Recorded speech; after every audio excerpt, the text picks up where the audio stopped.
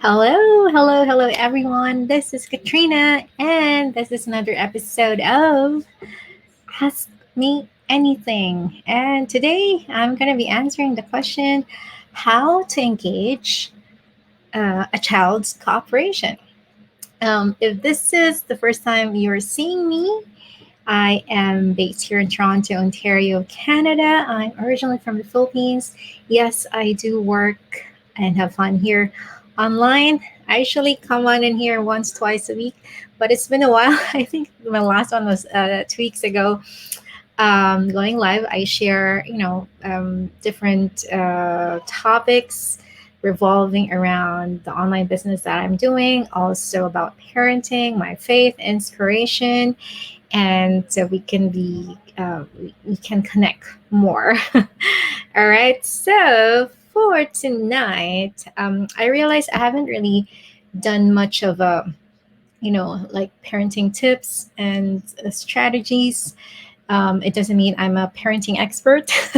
I still evolve as a parent, but I thought as fellow parents, it's always nice to have that sharing tips and strategies because parenting is a very diverse experience, a human experience, and it's always good to have other people share their experiences so we can all learn from each other, right? So the by the way, before I dive into my topic, just a little introduction. I thought of having a topic about parenting. Excuse me, bless me. Sorry about that.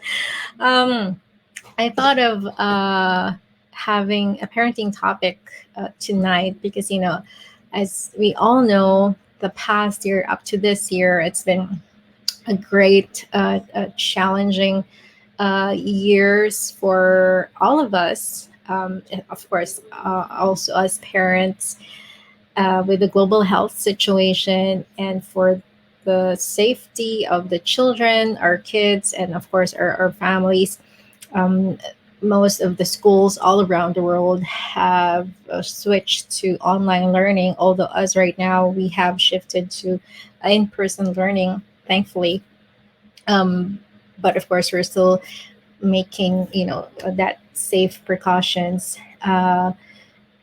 We have to acknowledge that that year that was and the year now it's still challenging, especially in terms of parenthood. The children are have stayed at home last year and most of the months this year as well. So for us parents, we became parents and at the same time they're teachers in school, but teachers at home, right? So we have to acknowledge that yes, those are challenges, but give yourself a pat at the back, on your back, that you've been thriving in spite of all those things, right? And hi, Rosalie. Lovely to see you here. Oh, yeah. So if you guys are tuning in live or watching this on a replay, comment in where you're coming in from or you're tuning in from, so I'll know. So we'll know how global we are, and I'd love to connect with you guys. Yeah, so we have to acknowledge that, and also coming from that situation, I think it's always a good reminder, uh, especially for myself, not just for myself, but for fellow parents out there, that parenting does evolve, and we experience different challenges along the way. Of course, I have 3 kids myself. They're there behind me, the pictures. So I have a twin ager, as an 8-year old and a 2-year old. So like different age groups. So different modes of communication, and that's why this is where it it came from, this topic. So how to engage child's cooperation. Are you a parent like me, finding yourself in that situation that you feel like you're always telling them what to do, and it's always like a struggle, quote unquote, to engage their cooperation without, ending up in the discussion or things like that, if your kids are old enough to explain themselves. And I think it's always there's always that built-in frustrations with for us parents, and that daily struggle to get our children to behave in ways that are acceptable to us and the society, right? And by the way, my topic for today, this is an inspiration from the book that I've read in the past, and I'm rereading again, and the title is How to Talk So Kids Will Listen, and Listen So Kids Will Talk. If you're interested, I can um, send the title on the comment below this video later on. Okay, so let's see here. Usually, the mode of these are the common situations that we get when we ask our kids, our children, to do something, like, maybe to do a task, help us, or do their own chores, or like brush your teeth, get ready for school, things like that, or get ready for sleep, or clean something. So sometimes we do. I'm just looking here on my notes. Some blaming and accusing. Something like, your dirty fingerprints are on the door again. Why do you always do that? Or you haven't, you left the lights in the bathroom again. Why do you do that? Or you're not eating well again. So things like that, right? And sometimes we also do some threats, like, if you touch that again, then you're gonna have something bad happen to you, right? Or something like this. If I'm reading this example, if you don't spit that gum out this minute, I'm going to open your mouth and take it out. Something like that. Or if you're not finished dressing by the time I count to three, I'm leaving without you. Maybe some one way or another you're experiencing this. Or sometimes we also do lecture and lecture them, like, do you think that was a nice thing to do, to grab that book from me, or things like that. Or some warnings, for example, watch it, you'll burn yourself, or careful, you get hit by a car, or don't climb there, do you want to fall, things like that. And so many other things, like also like comparisons. Why can't you be more like her brother? Or yeah, he always gets his work done ahead of time. I think I'm guilty of this. Like, it's kind of because I have three kids, so sometimes I compare my second son to his older brother, and I think that's kind of unfair, right? And or your brother has beautiful table manners, you never catch her eating with her fingers, things like that, or with his fingers, and so many other things. So instead of saying these things, I'll be sharing tips on how to engage a child's cooperation. All right. So let's see here. Hello, Hismeen. Lovely to see you here. All right. So the first one. So how to engage a child's cooperation. Number one is describe what you see. So instead of saying, you're so irresponsible, you always start the bathtub and then forget about it. Do you want us to have a flood? Or also, instead of saying, you haven't taken the dog out all day, you don't deserve to have a pet. So it's when you say these things, according to the book, it's hard to do what needs to be done when people are telling you what's wrong with you, right? And it's true. Like, if we put ourselves in their shoes, um, and we are told that way, or something, for example, we are in our office and the boss is telling us that there's something wrong with us. It's really hard to do our tasks, right? If we put it in that analogy. And instead of doing that, why not say, Johnny, the water in the bathtub is getting close to the top. So describe it. And instead of saying you haven't taken that dog out all day, you don't deserve to have a pet, why not describe and say, I see the dog pacing up and down near the door, right? So it's because it's when you say these things, it's easier to concentrate on the problem when someone just describes it to you. Agree? Right? Let me know what you think about that. And here, another example. How many times how many times do I have to tell you to turn off the bathroom light after you use it? Oh, this is so applicable to me and my husband. So instead of saying that, why don't you just say the lights on in the bathroom? Or personally, I just say lights and then I just point to the bathroom and they follow without argument, without me attacking their character or themselves. All right. And they turn it off. And another one, instead of saying get off the phone at this instant, instead of saying that, you can say, um, Jill, I need to make a phone call now, right? And then they would usually say, okay, I'll be off in 1 minute or so. So you describe the situation or the problem. And number two is give information. So instead of saying, um, you know, for example, real life situation, who drank the milk and left the bottle standing out?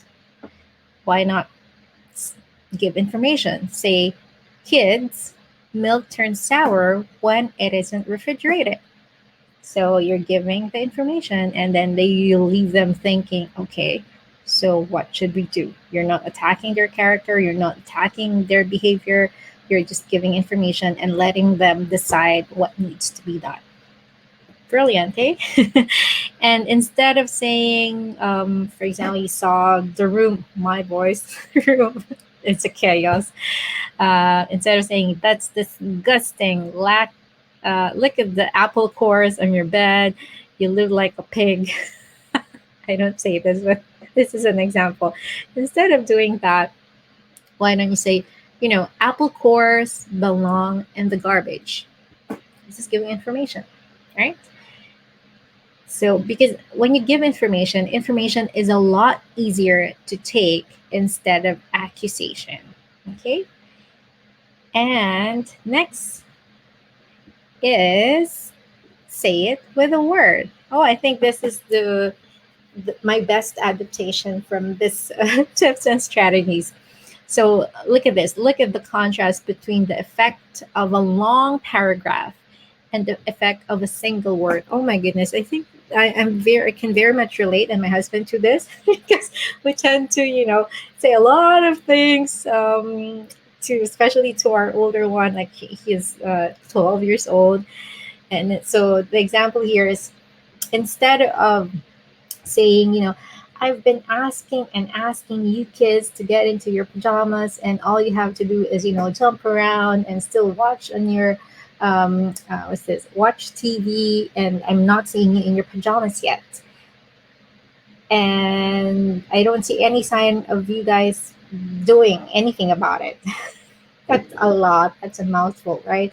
So instead of saying that, why don't we just say it with the word like kids pajamas, right? So as earlier I've mentioned, instead of saying, oh, why don't you always uh, leave the lights in the bathroom open, things like that, we just say lights, or dinner time, or dirty clothes.